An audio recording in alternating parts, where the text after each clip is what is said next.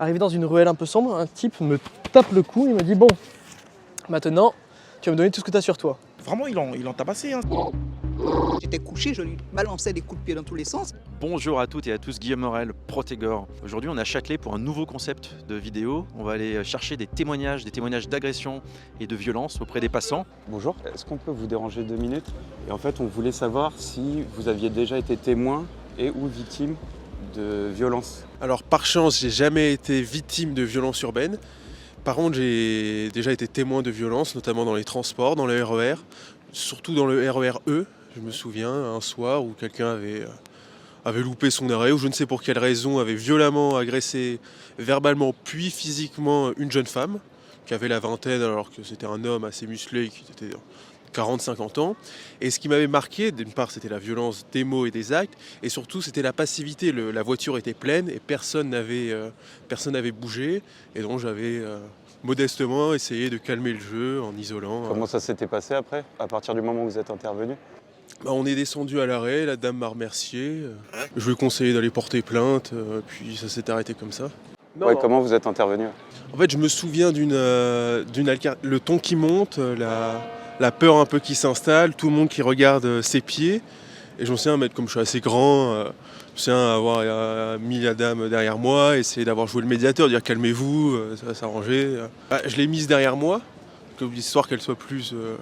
Et puis j'ai essayé de calmer le jeu, dire calmez-vous, nanana, puis en montrant que je suis là, que la dame, j'en sais, était assez petite, dire je suis là, calmez-vous, vous n'allez pas faire le fou.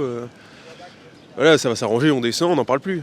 La personne en face, la personne violente, vous a pas fait peur? En fait, qu'est-ce qui fait qu'on décide d'intervenir ou pas d'intervenir? Ouais, c'est vrai qu'en fait, j'ai eu peur après. Mais c'est vrai que sur le coup, en fait, personne n'a osé bouger. J'ai fait, bon allez, j'y vais, il faut pas la laisser toute seule. Et en fait, j'ai pas réfléchi, et puis j'y suis allé. Mais c'est vrai que c'est vrai que c'est après que j'ai eu peur, en fait. Quand je me dis, putain, c'est vrai que c'était quand même risqué. Mais c'est ce qu'on appelle un peu l'effet de groupe. Quand il y a tout le monde, personne n'ose intervenir. Si on dit quelqu'un va le faire, alors que quand on est tout seul, on intervient. Mais c'est vrai que sur le coup, j'ai pas réfléchi. Et puis voilà. Oui, pour le coup, c'est un peu la difficulté, c'est que souvent personne ne bouge. Alors qu'il y en a un qui arrive à bouger, et ce qui est pas mal, c'est de désigner une autre personne dans le wagon et lui dire « Eh monsieur, venez m'aider ». Et là, c'est quand une personne est pointée du doigt, des fois, elle va se sentir, du coup, tout le monde la regarde, et elle va intervenir, sinon elle perd un peu la face devant tout le monde. Après, il ne faut pas désigner la personne la plus fébrile de la rame, bien sûr. C'est un moyen de se faire aider. Sinon, une autre question. Comment est-ce que vous sécurisez vos affaires personnelles? Là, vous avez un sac, vous avez un passe Navigo qui dépasse, vous avez des choses dans les poches. Par rapport au pickpocket ou par rapport justement au transport en commun où il peut y avoir des personnes qui ont envie de se servir, comment vous faites? Déjà, j'ai mes poches intérieures, dire mes clés, vraiment mes affaires intérieures, importantes, elles sont dans mes poches intérieures. Là, c'est parce que je sors du RER, alors j'ai mis ma carte ici. Mais sinon, oui, je garde toujours un œil sur mes affaires importantes. Par exemple, quand je prends le bus, j'ai toujours mes mains là où il y a mon portefeuille et mon téléphone, histoire de toujours avoir un contact physique ou visuel avec mes affaires. En cas d'agression, est-ce que vous avez des accessoires de défense, c'est-à-dire des objets qui peuvent vous servir pour vous défendre? À part mon courage, pas grand-chose, je vous l'avoue. Je m'appelle Patricia, je suis aide-soignante à domicile. Et effectivement, j'ai été agressée une fois, il était 5 heures du matin, j'allais au sport. Et quelqu'un m'a pris de dos avec un coup de bâton derrière la tête. Et la chance que j'ai eue, le réflexe que j'ai eu, c'est de me tourner la tête rapidement, parce que sinon, j'aurais pris le coup ici. Alors c'était agression gratuite, parce que c'était pour juste me prendre un bracelet en or que j'avais et que j'ai lutté avec lui, mais vraiment je pense que c'est vraiment ce le réflexe sportif qui était là.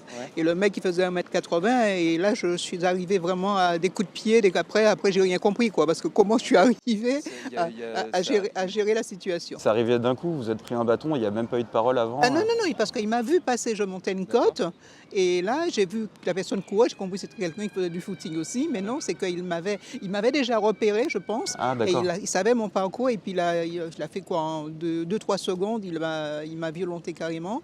Et là, je me suis débattue et puis les flics sont venus et puis j'ai été hospitalisée. Et la personne a pris la fuite Elle a pris la fuite, mais bon, je l'ai repéré, on l'a arrêté, il a fait 2 ans de prison. Ah, d'accord. Oui. Vous l'avez plus jamais revu Eh ben, je l'ai croisé, Ah ouais? je l'ai croisé, oui, mais c'est quelqu'un qui était complètement timbré parce qu'il disait qu'il aimait, déjà il m'a pris pour l'avocate, il a cru que, bon, enfin, il aimait les sportives, enfin, il partait dans tous les sens, Ah ouais? mais il a fait quand même, il a été condamné, mais après, il était complètement barjot, quoi. Et donc là, moi j'ai l'impression que c'est un peu un sociopathe, cet agresseur. En fait, Exactement. Et ça, c'est la difficulté avec les agresseurs, c'est qu'il y a des agresseurs qui sont juste des gens normaux, mais qui sont énervés parce qu'ils ont eu une journée difficile et que l'on peut raisonner. Puis là, il y a des gens qui sont des sociopathes et où il n'y a rien à faire, en fait. C'est qu'ils sont venus, ils ont, pour des raisons qu'on a du mal à comprendre, déterminé qu'il y avait une victime et qu'il fallait l'agresser. C'est un comportement un peu de prédateur. En tout cas, l'évitement n'était pas possible. Il est arrivé par derrière. J'aurais dû être plus attentive parce que c'est quelqu'un que j'avais déjà repéré.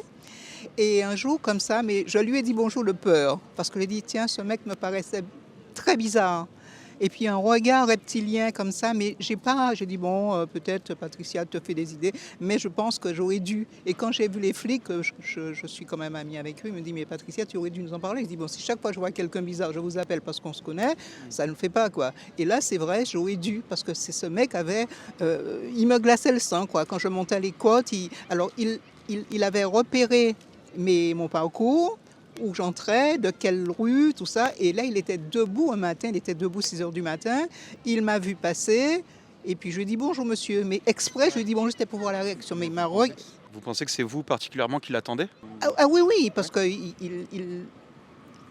cherchait à savoir exactement dans quelle résidence que j'entrais, dans quel est mon parcours. Il a bien repéré le parcours parce qu'il m'a vu, il m'a agressé à 5h30. Ouais. Parce que je partais chez moi très tôt et je courais, ça fait des années que je cours. Et là, il avait bien regardé parce que le bâton était caché dans le dos. Ah oui. Et là, il a enlevé le bâton et quand j'ai fait ça, j'ai pris le coup derrière la tête. Ouais. Alors j'avais les ecchymoses partout, la bouche pétée, un trou à l'intérieur de la lèvre. Ah oui. L'ambulance aussi, les pompiers sont venus, on m'a hospitalisé. Et figurez-vous, c'est que j'ai rien dit à personne, je suis allé travailler directement. Avec ma bouche en sang. Et j'ai dit aux collègues, bon ben rien ne s'est passé. Je voulais, parce qu'en tant que responsable d'un commerce, je ne voulais pas alerter, je suis restée là, mais je ne souffrais pas psychologiquement. Hein. C'est que, bon, je ne sais pas si c'est vraiment, si je suis un peu timbrée sous les bords aussi, mais je pense que ce sont les aléas de la vie. J'étais là au mauvais moment. Mais ça ne m'a pas laissé de traumatisme. Mais jusqu'à maintenant, je cours. Je pars chez moi à 4h30 du matin. Ouais. Je vais courir, je fais 6 km tous les matins. Et vous savez qui a appelé la police ? Eh bien, il y avait un centre de santé. Et ça, c'est une question intéressante. Il y a un centre de santé. Il y a quelqu'un qui a entendu le cri. D'accord. Et il disait, comme c'était en période de Noël, le vent partait dans un sens. Et là, pour lui, c'était vers la ville de Fort-de-France. Mais moi, j'étais tout près d'eux. Et ils m'ont pas vu, quoi. Ils ont entendu le cri. C'est quand j'ai crié, ils sont sortis, ils m'ont vu en train de me débattre, ils ont appelé les flics et les flics sont venus. Continuer l'activité professionnelle derrière, c'est pas mal pour gérer le choc psychologique, mais est-ce que derrière, ça revient? Est-ce qu'il y a des cauchemars? Comment? Je suis allée courir 2 jours après. Les gens m'ont appelé, il y a la radio, la télé, ils sont venus m'interviewer pour savoir comment ça s'est passé. J'ai dit non, la rue aussi m'appartient. Je vais continuer à courir parce que les gens m'appelaient de peur. Patricia, il faut que tu arrêtes, tu es seule. J'ai dit non, je vais continuer à courir parce que c'est mon exutoire. Je suis soignante et j'ai besoin de ça. Psychologiquement, j'ai besoin de ça pour aller soigner mes patients. C'est une super réaction parce que je pense que beaucoup, face à ce genre de situation, traînent après un trauma pendant... Non, j'ai pas été traumatisée jusqu'à maintenant. J'y pense. Il y a un sentier que je passe, bon, c'est pas très prudent, bon, d'accord, mais c'est peut-être le goût du risque. Est-ce que vous avez développé des réflexes juste par rapport à la sécurité? Eh bien, j'ai toujours eu des réflexes, en fait. J'ai toujours eu des réflexes. Et là, ça ne s'est pas aggravé lors de mon agression. C'est parce que comme je vous dis, que j'ai entendu le pas derrière. J'ai fait ça. Parce que c'était parce qu'il m'aurait eu là. Et j'ai eu le temps de faire ça. Il m'a attrapé là. Je n'ai pas eu de traumatisme. J'ai fait un électrocéphalogramme. Il n'y avait rien du tout. Mais bon, j'ai repris ma vie normalement. Et je sais, ce que vous dites, c'est très intéressant parce que les gens me disent jamais je serais partie faire du sport. Et ce n'est pas possible. Ce n'est pas possible, c'est vraiment me condamner. J'ai toujours fait du sport et c'est vraiment pas possible. Du coup, quand on est agressé comme ça violemment avec un bâton, est-ce que vous dites qu'il faut avoir sur vous un accessoire pour vous défendre? Bonne question, parce que ce matin, j'y ai pensé. Pendant que je courais ce matin, j'ai couru 6 km ce matin, j'ai dit tiens, il faut peut-être que j'y pense, quoi.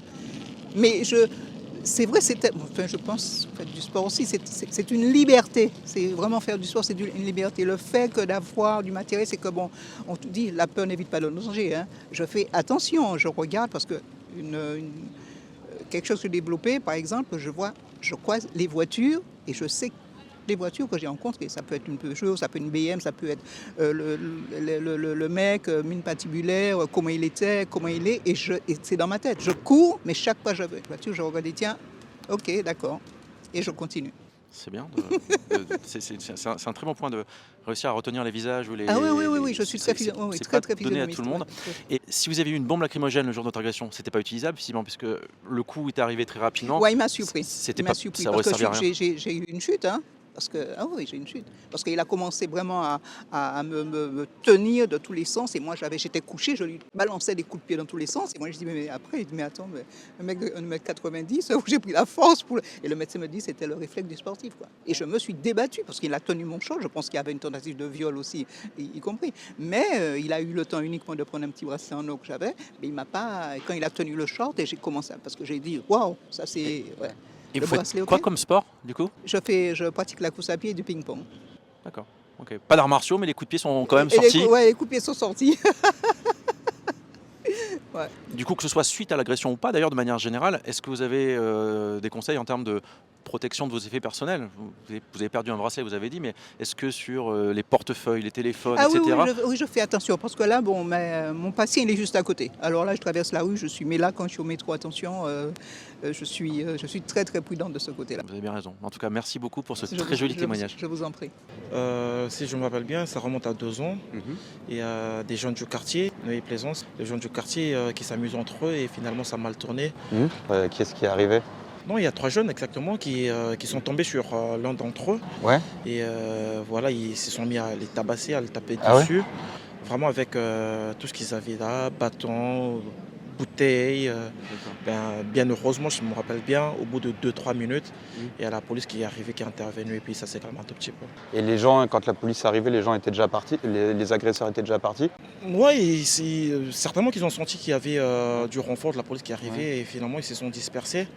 Et dans ces situations, peut-être j'ajoute, ce que j'ai remarqué, c'était les gens du quartier ou bien ceux qui ont vécu, ils viennent pas tout de suite à l'aide. Je sais pas, parce qu'ils ont peur des représailles ou carrément ils se disent ce n'est forcément pas notre affaire, on voit pas pourquoi on doit rentrer dedans. Mais c'était vraiment ce qui m'a scandalisé. Moi je vivais au loin ce qui se passait. Mais, Et ça a dégénéré d'un coup, quoi. Si, je me rappelle bien, ils étaient en train de jouer C'était dans un parc, vraiment à Neuilly-Plaisance. C'était vraiment de ce que j'avais vu, parce que moi j'étais sur mon balcon de la maison. Vraiment, c'est des gens qui se connaissaient. Ah, mais c'était long, 2-3 minutes. Ouais. Dans ces cas-là, c'est vrai que. Et c'est d'un coup que ça a tourné, quoi. Finalement, il y a un qui a lancé un coup contre l'autre, et les 2 autres ont pris part pour celui qui avait lancé le coup. Et j'ai compris que c'était les 3 qui étaient contre l'autre gars agressé. J'étais loin, j'étais vraiment du haut de mon balcon, je suivais la scène. Il y avait des armes en jeu, donc bâton. Ah oui, parce que c'était vraiment dans un parc. Vraiment, ils l'ont tabassé. Hein, c'est comme ça que j'ai dit. 2 minutes, c'était long. Vous savez à peu près ce qui lui est arrivé au petit par la suite, ou vous n'avez pas eu de nouvelles? Après, non, ce que je sais, quand la police était arrivée, les agresseurs, évidemment, les jeunes, ils sont partis. Le petit, il est resté au sol et on l'a pris. Après dénonciation, ça, c'est ce que j'ai appris. On a repéré l'un d'entre eux et certainement, on a remonté la bande pour savoir c'était qui exactement. Et du coup, est-ce que c'est vous qui avez appelé la police quand vous avez été témoin finalement de l'agression en direct? Est-ce que vous avez eu le réflexe d'appeler directement le 17 pour qu'ils interviennent au plus vite? Ah non.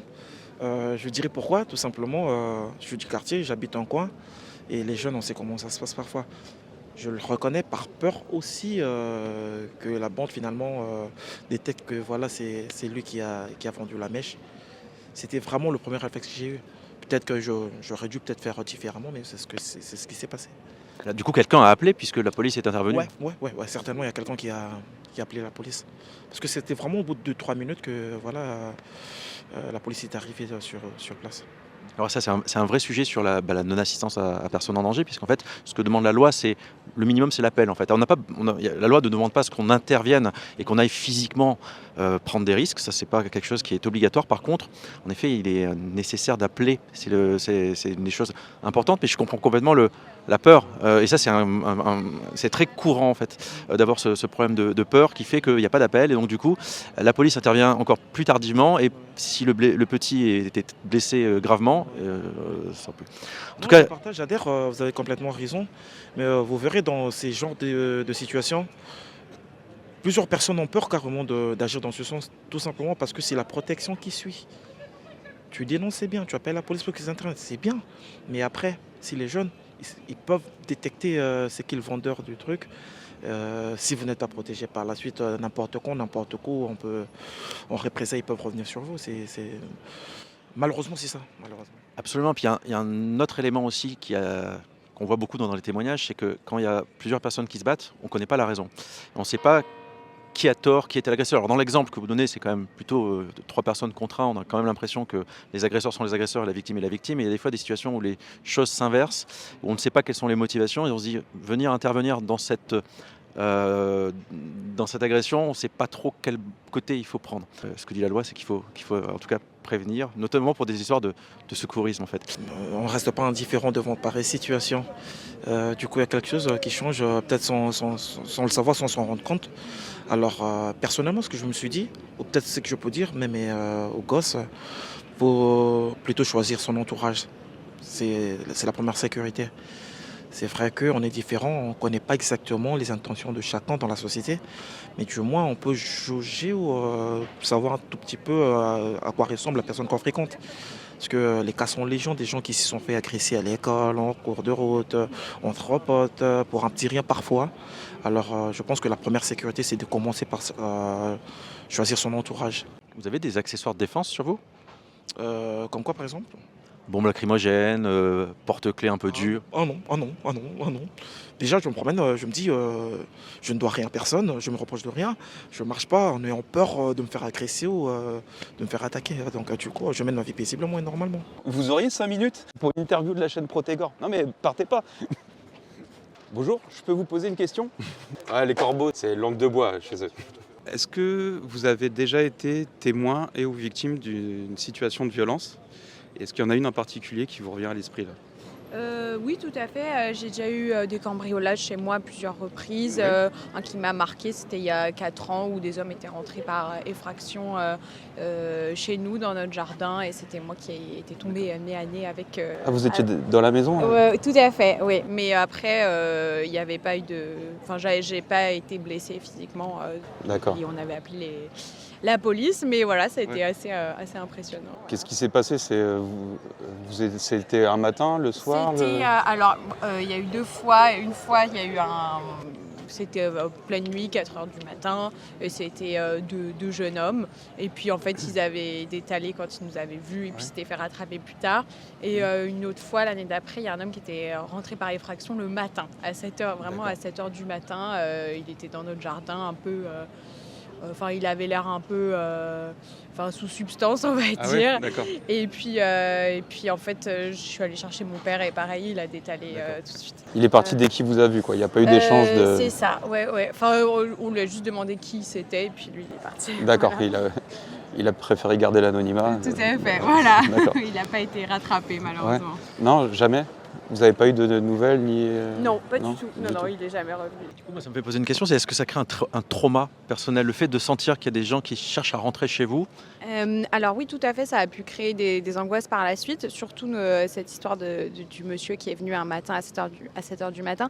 Moi, ce qui m'a créé des angoisses, c'est le fait de me dire qu'est-ce qui se serait passé si mon père n'avait pas été là, parce que ça m'arrive d'être seule parfois chez moi et de me dire, voilà, j'aurais pas été en mesure de sortir, de confronter cet homme. Et oui, ça m'a fait très peur. Donc maintenant, je ne dors plus chez moi seule le soir.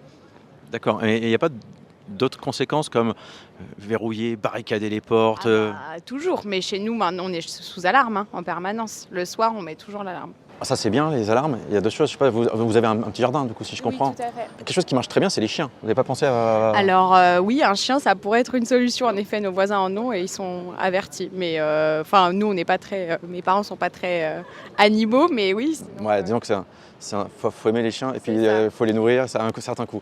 Du coup, l'alarme, elle s'est déclenchée. C'est une alarme qui est connectée avec une entreprise qui va intervenir. Tout à fait, ouais. D'accord. Il y a un capteur et puis après, la télésurveillance appelle en disant voilà, identifiez-vous. Et après, sinon, ils font le lien avec la police si jamais on ne s'identifie pas. Il s'est jamais arrivé. Pour le coup, du coup, il y a eu ces 2 expériences, mais après derrière, l'alarme s'est jamais déclenchée. Il n'y a pas eu d'intervention des gens de Quand sécurité. l'alarme se déclenche, nous, après, on s'identifie postérieurement et voilà. Et puis sinon, la dernière fois, quand c'est arrivé le matin, c'est moi qui avais désactivé l'alarme en pensant que ça buguait en fait, parce que ça sonne pas le matin d'habitude. Et en fait, c'est ça qui m'a permis de me rendre compte qu'il y avait quelqu'un chez moi. Donc, a posteriori, on a appelé la police. Ouais.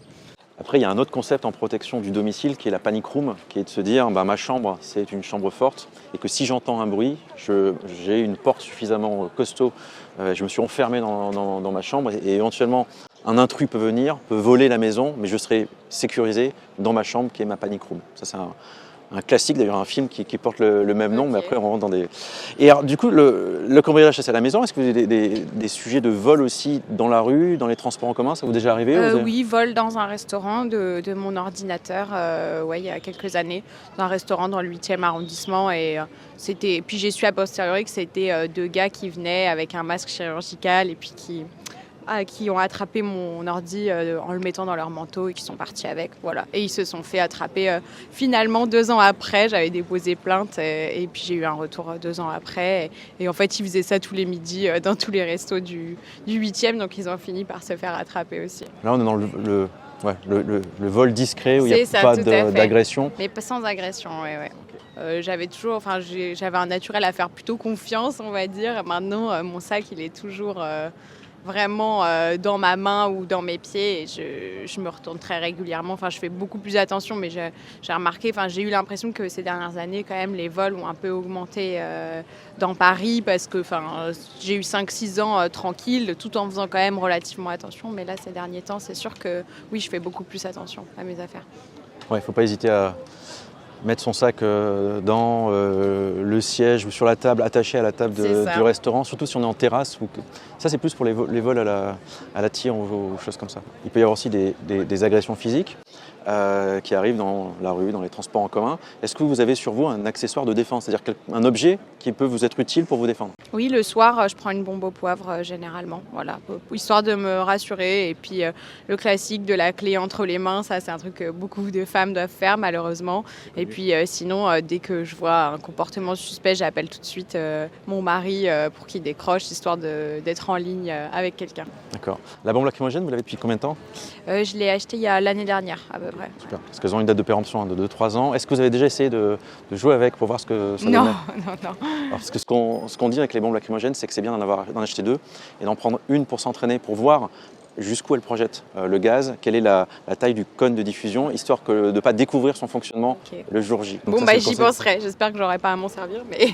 J'espère aussi. C'est intéressant, en fait, au final, quasiment toutes les personnes à qui on demande ont des histoires à raconter. Ouais. Alors, toutes ne veulent pas être filmées, mais en tout cas, il y a clairement beaucoup d'expériences d'agression, de vol, etc. Lequel t'a le plus marqué là dans les...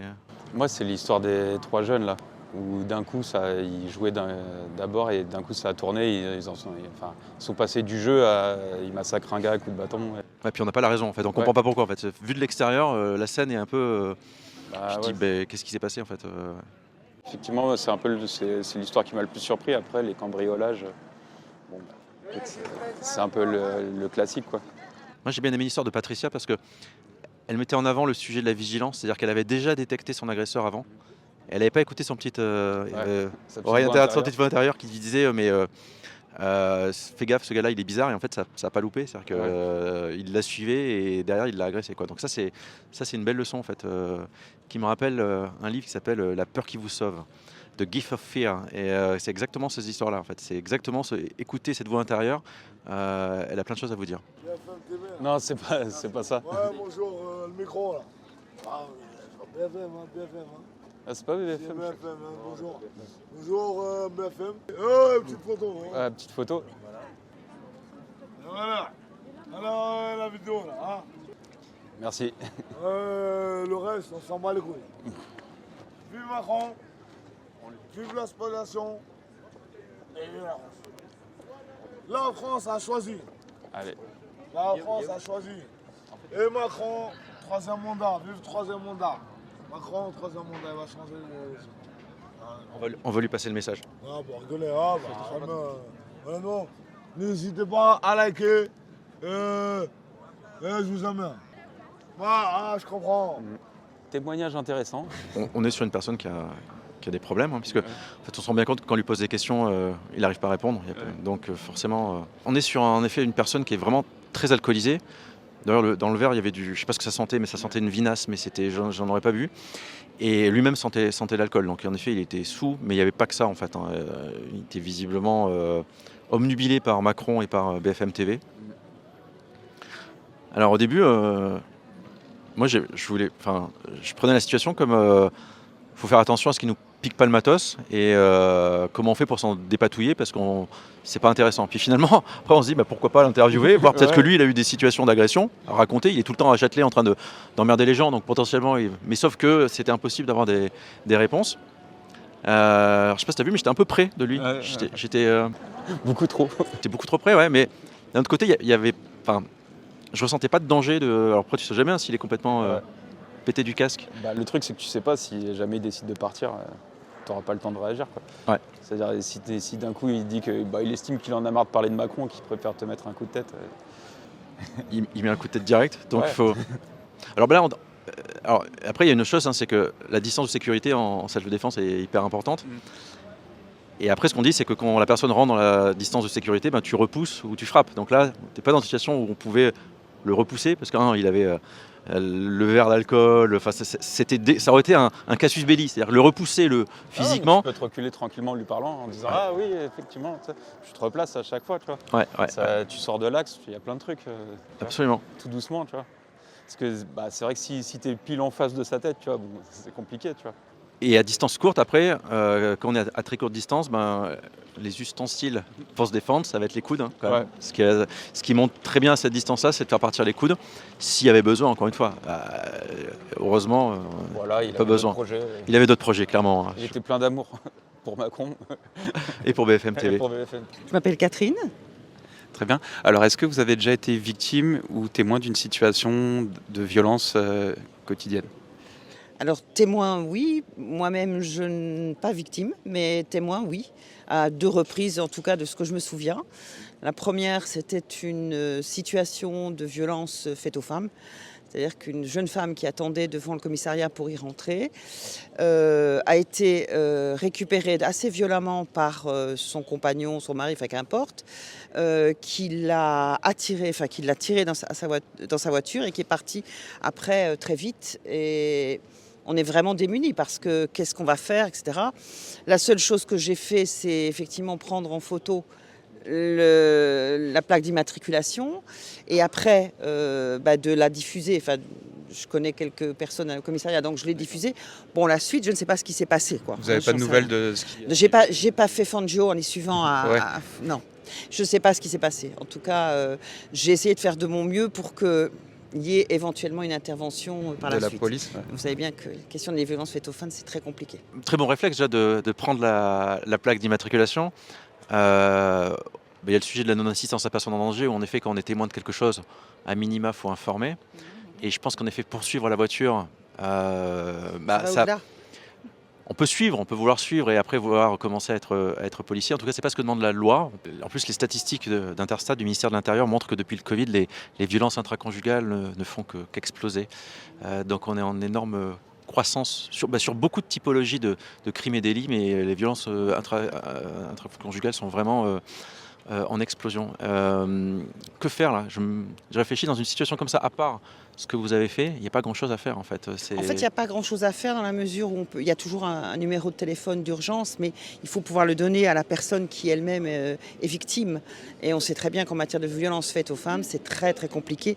de prendre la décision, de porter plainte et de partir. Il y a eu des évolutions Une de emprise. la police qui, pendant des années, prenait pas toujours systématiquement les plaintes. Maintenant, c'est quelque chose qui a beaucoup Oui, tout à évolué. fait. Et donc, c'est Tout à fait. beaucoup plus facile pour les femmes d'aller porter plainte que les plaintes soient prises. En tout cas, il y a une écoute qui est plus bienveillante. Et vous aviez un deuxième témoignage? Deuxième témoignage, alors je suis adjointe au maire, donc je fais des mariages. Et puis un jour, j'ai marié un couple. Et il me semblait que la femme avait subi des violences. Pourquoi? Elle était hyper maquillée, mais en dessous du maquillage, on voyait bien des bleus. Alors, je me suis vraiment posé la question de savoir si je ne la prenais pas à part pour lui demander ce qui s'était passé, et ce qu'elle avait à en dire, etc. Donc, je ne l'ai pas fait. J'ai simplement, je lui ai dit en face à face, qu'est-ce qui s'est passé, qu'est-ce qui vous est arrivé, vous avez l'air d'avoir... Donc, elle m'a répondu qu'elle s'était évidemment le coup classique pris une porte dans la tronche. Bon, voilà. Et donc, je lui ai demandé si elle avait envie d'en parler un peu plus. Et puis, elle s'est retournée. Elle était, comment dirais-je, très amoureuse. Mon bébé d'amour, etc., etc. J'ai pas insisté. Je les ai mariés. Mais vraiment, j'étais très mal à ce moment-là. 2 jours plus tard, comme je connais pas mal les gendarmes, le gendarme m'a appelé en me disant, écoutez, voilà, on a récupéré la jeune femme, elle est à l'hôpital et lui est en garde à vue. Et ça l'a fait confirmer, mais elle était à nouveau encore toujours dans le déni, en disant, mais non, je l'ai énervée, enfin, truc classique, quoi. Le jour du mariage, est-ce que c'est le meilleur moment pour aller réussir à faire changer? Je pense que c'est pas du tout le bon timing pour gérer cette problématique-là, ce jour-là. Après, 2 jours plus tard, donc je comprends le petit bout de culpabilité qui doit pointer en se disant mais qu'est-ce que j'aurais pu faire? Mais je l'ai vu 2 jours avant et c'est arrivé. Ça aurait pu ne pas arriver, ça aurait pu arriver une semaine plus tard, un mois plus tard. Ne jamais arrivé, ça va. Ça aurait pu être une vraie porte. Quoique ça doit arriver une fois sur 1000. Oui, ça peut être une vraie porte aussi. Je m'appelle Victor, je suis kinésithérapeute et je viens de Toulouse. Est-ce que tu as déjà été témoin et ou victime de situations de violence et est-ce que tu peux nous en parler? Au collège, j'étais dans un collège un peu difficile dans la banlieue sud de Toulouse. Et là-bas, si on était intelligent, si on était le faillot, l'intello, on se faisait victimiser, pousser, frapper. C'était un peu la loi du plus fort. Ouais. Et ça, malgré, on ne pouvait pas vraiment le dénoncer aussi aux surveillants ou aux professeurs parce que du coup, on était considérés comme des balances et on prenait le double. Moi, j'avais fait 7 ans de judo et ma défense, c'était les mots. Ouais. On ne m'a pas du coup trop embêté parce que je blessais avec les mots, mais c'est tout aussi violent. C'est tout aussi violent, il ne faut pas. Et puis après, j'ai appris à me mettre de côté, à me focaliser sur mes objectifs et j'ai fait mon chemin en parallèle en une série éviter de t'y exposer, quoi. Voilà. Au lieu de rentrer dans cette spirale infernale de se rabattre sur quelqu'un de plus faible pour montrer que quand même on a une place dans cette société qui est un peu dure parce que les enfants sont vraiment difficiles, surtout à cette période-là, quand on n'est pas habillé pareil, dès qu'on sort un peu du cadre, la société nous le rappelle et on se fait casser. J'ai appris à mieux regarder ce qui m'entoure, les personnes en face de moi, essayer de comprendre pourquoi ils avaient des réactions d'attaque et non pas de défense ou juste de rester dans leur côté, quoi. Pourquoi ils venaient m'attaquer moi, pourquoi ils venaient attaquer l'intelligent de la classe. Et essayer, une fois de comprendre ça, essayer de communiquer avec eux. Mais souvent ça a échoué, quoi. Moi je suis intrigué par le judo verbal, là. Comment on fait c'est quoi à quel point on peut arrêter un début d'agression physique par la parole? Ok, par exemple, ça c'est très rigolo. En Espagne, j'ai fait une partie de mes études en Espagne. Je marchais dans la rue avec des écouteurs, tout mon matériel d'école sur moi, qui a une certaine valeur. Et arrivé dans une ruelle un peu sombre, un type me tape le cou et me dit « Bon, maintenant, tu vas me donner tout ce que tu as sur toi. » Donc je lui dis « Désolé, je parle pas espagnol. » Il me dit « Pas de souci. » Il me montre sa cheville, il me dit « Prison. » Il me montre qu'il y avait un bracelet électronique qui sortait de prison. Face à moi, j'ai un type qui fait cette taille-là, qui a les yeux bien rouges, une grande croix tatouée là. Je rigole pas, hein, il est plus massif que moi je suis un petit peu fin. Et bon, comment ça va se passer? Je fais « Ah, je suis désolé, mais j'ai rien sur moi. » Il me dit « On va aller à la banque et tu vas retirer tout ce que tu as sur toi et tu vas me le donner. » Et là, j'avais plusieurs options. Soit je mettais un coup, je partais en courant, soit je partais en courant, soit je continuais, voir où ça allait me mener. Et ce que j'ai fait, je lui ai tendu la main, je l'ai checké, je lui ai fait « Écoute, je suis désolé, mais je te souhaite beaucoup de courage dans ta recherche d'argent. » Et j'ai fait une tape, un sourire et on est partis chacun de notre côté. Je sais pas comment ça se fait, mais ça m'a sauvé. Et 1 an plus tard, ce même type a poignardé un ami à moi parce qu'il se battait dans la rue avec, pour des raisons de voiture. Il s'est fait poignarder et il est reparti en prison. Et bon, après, il était libéré. Mais ça, en fait, juste aller plus vers la sympathie. Et ben, désolé, je n'ai rien sur moi, mais je comprends ta démarche. C'est pas moi qui vais t'aider. Sur ce genre de profil, ouais, c'est pas bien, bien géré. J'ai beaucoup de chance, on va pas se mentir par rapport à ça. Il y en a un autre qui a pris un coup de couteau, donc forcément, mais il était plus sanguin et pas les bonnes réactions. Il a pas envie de faire du judo là. Non, ça m'intéresse pas de répondre par la violence. Puis au pire, c'est que du matériel, c'est que du physique. Je mets du cash peut-être dans ma chaussette quand je passe pendant des coins qui craignent. Non, le truc le plus important en fait, c'est les papiers administratifs. Je sais pas si vous avez déjà perdu votre carte d'identité, votre permis. À refaire, c'est des galères infâmes, innommables. Donc ça, je fais exprès de retirer souvent une pièce d'identité. Je me trimballe qu'avec une seule pièce d'identité sur moi, pas de permis et de pièce d'identité en même temps. Donc je fais un choix là-dedans pour éviter de le perdre. Et puis après, une carte bancaire, ça se bloque. Et puis j'ai toujours des applications qui peuvent me permettre de bloquer le reste ailleurs. Donc j'ai mon téléphone, ma tablette où j'ai les codes bancaires aussi. Ça me permet de gérer ça au cas où. Même en cas de perte, parce qu'on ne sait jamais. Et bien sûr, avoir des copies de ces pièces d'identité dans le cloud, de manière digitale, ça c'est obligatoire. Et puis il y en a qui font aussi des photocopies de leurs pièces d'identité, histoire de ne pas avoir la vraie sur eux. Alors en France, ça peut marcher, il faut faire attention, on ne peut pas le faire n'importe où, parce que à l'étranger, ce sont des choses qui peuvent mal ne pas être appréciées par la police. En France, ça passe. Et en termes d'accessoires de défense, vous avez des outils sur vous qui peuvent vous permettre de vous défendre En soi, non. Peut-être que j'ai pensé à moi acheter, mais juste pour rire avec et m'amuser avec mes amis, un taser, mais pour vraiment pas dans le but de me défendre. Ou une matraque, mais je sais pas, c'est vraiment, il n'y a pas de but d'attaquer quelqu'un ou de me protéger non plus. En soi, je pense pouvoir faire assez avec mes mots et j'espère pouvoir faire assez avec mes mots. Puis au pire, si ça marche pas, voilà, on verra où ça me mènera. Le taser, en l'occurrence, là, c'est un choker en fait, ou un stun gun, c'est-à-dire quelque chose qui vient en contact, parce que les tasers, c'est des armes de catégorie B qui envoient des électrodes, on n'a pas le droit d'en avoir en France, à moins d'être force de l'ordre. Et les chokers, pour le coup, dès qu'il y a un vêtement, l'efficacité n'est pas terrible, et surtout, il faut venir en contact avec l'agresseur. Donc, il faut déjà être un peu aguerri pour avoir envie d'aller au contact avec l'agresseur. Et pareil pour le spray poivre, je crois que c'est interdit en France d'en avoir. Alors la détention est libre, le port en effet n'est qu'avec un motif légitime et pour me défendre n'est pas un motif légitime. Maintenant après il y a une certaine tolérance de la part des forces de l'ordre, notamment une jeune fille qui sort le soir, si elle a une bombe au poivre, il y a peu de chances que la police la mette en garde à vue pour ça, parce qu'elle ne l'utilise pas pour agresser les gens mais vraiment pour se défendre. Oui. Après si on va dans une manifestation avec une bombe au poivre, là on est sûr de terminer en garde à vue. Donc ça dépend un peu du contexte de l'usage de la bombe au poivre. Moi, je voudrais bien revenir une seconde sur le harcèlement scolaire, parce que je trouve que c'est un sujet intéressant. Est-ce qu'il y a des conseils, du coup, d'avoir vécu ça, de l'avoir vu sur d'autres? Est-ce qu'il y a eu des choses à ne faire ou à ne pas faire qui ressortent de ce que vous avez pu... Alors, a posteriori, maintenant que je suis sorti de cette période-là, je dirais ne pas rentrer dans le jeu, ne pas rentrer dans ce cercle-là. Mais sur le moment, il faut en parler. Déjà, voilà, il faut en parler à des adultes, ses parents. C'est important de se faire entendre, parce qu'à partir du moment où on se fait embêter, il faut arriver à communiquer et même essayer de faire comprendre aux agresseurs que ce n'est pas normal. Ce n'est pas normal de ne pas être en sécurité dans un établissement scolaire, dans une salle de classe ou en dehors même. Parce que maintenant avec le téléphone, il y a une dimension qui est parasociale, qui est horrible, qui te mine même à la maison. Ça c'est infâme. Donc par rapport à ça, ne pas rentrer dans ce cercle-là, même si c'est la facilité. Et quitte à être tranquille, parfois il faudrait y rendre peut-être un coup, mais je sais pas.